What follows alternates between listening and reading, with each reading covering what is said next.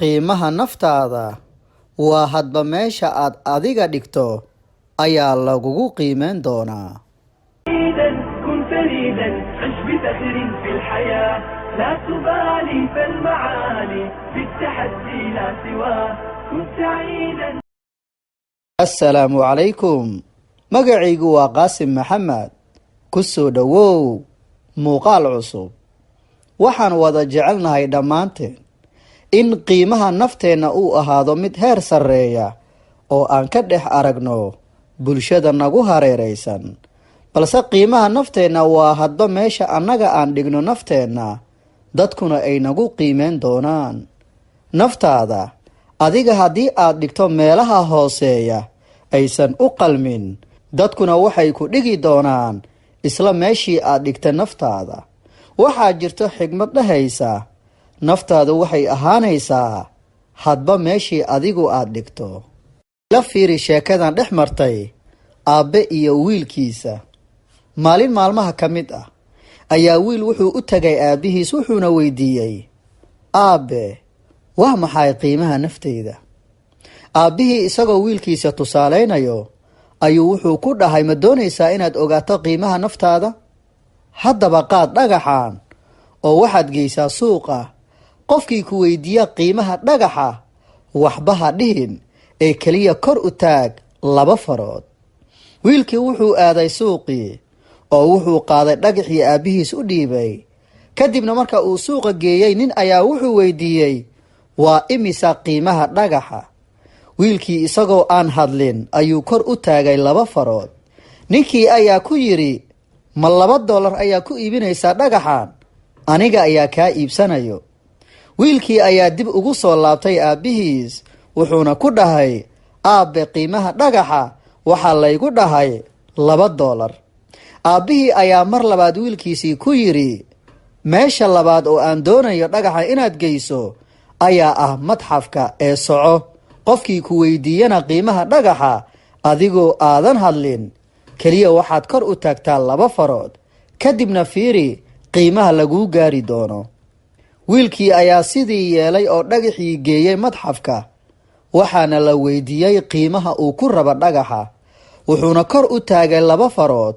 waxaa lagu dhahay, ma $200 ayaad ku doonaysaa dhagaxan in lagaaga iibsado? wiilkii oo la yaaban sida qiimaha dhagaxa uu isku badbedelayo hadba meesha la geeyo ayuu dib ugu soo laabtay aabbihiis wuxuuna ku yidhi, aabbe, waxaa la ii gaaray qiimaha dhagaxa $200. aabbihii ayaa ku yidhi wiilkiisii, hagaag wiilkeygiyo, meesha ugu dambaysa ee aan doonayo inaad geyso dhagaxan ayaa waxay tahay meelaha lagu kaydiyo dhagaxyada qaaliga ah. kadib wiilkii ayaa la cararay dhagaxii oo geeyey meeshii uu u tilmaamay aabbihiis. marka uu geeyey goobta lagu kaydiyo dhagaxyada qaaliga ah ayaa waxaa lagu yidhi, imise ayaad ku iibinaysaa dhagaxan? wiilkii ayaa sida caadada ahayd kor u taagay 2 farood. kadibna waxaa lagu yidhi, dhagaxa miyaad ku iibinaysaa $200,000? wiilkii ayaa aamini waayey qiimaha dhagaxan yar oo markii koowaad loogu qiimeeyey $2, mar labaadna loogu qiimeeyey $200,000, ugu dambeynna lagu qiimeeyey $200,000. wiilkii ayaa dib ugu soo laabtay aabbihiis oo u sheegay qiimaha loo gaaray. isagana uu aamini la'yahay isla halkii dhagax meel walba oo la geeyo lagu qiimeynayo qiimo ka duwan qiimihii hore. aabbihii ayaa ku yidhi wiilkiisii, fiiri wiilkeygiyow, hadda ma fahantay qiimaha naftaada inay tahay hadba meesha adigu aad dhigto naftaada iyo heerka aad gaarsiiso isla naftaada. sheekadan waxay ina tusaysaa qiimaha nafteenna. ee ogow qiimaha naftaada. dad ayaa ku qiimeyn doona wax yar aysan u qalmin, qaarna waxay kor u qaadi doonaan qiimahaaga oo waxaad la noqon doontaa qof sarreeya oo ka mudan sharaf iyo karaamo. balse waa markii adigu aad garato qiimahaaga qofnimo oo aad aaminto inaad tahay qof u dhashay inuu guulaysto, farxo, mudan qiimeyn iyo ixtiraam, mudanna inuu hantiyo wax walba uu ka doonayo nolosha. ugu dambeyn, marnaha ka dhex raadinin qiimaha naftaada dadka dhexdooda, sababtoo ah qof walba waxa uu kugu qiimeyn doonaa hadba inta ay la eg tahay aragtida uu kaa aaminay, oo yaysan ku murug gelinin dadka qaar haddii aad kala kulanto liidid.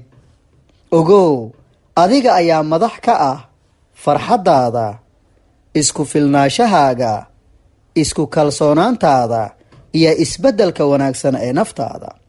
waxaan rajaynayaa inaad ka faa'iidaysatay muuqaalkan oo aad ku dabaqi doonto noloshaada.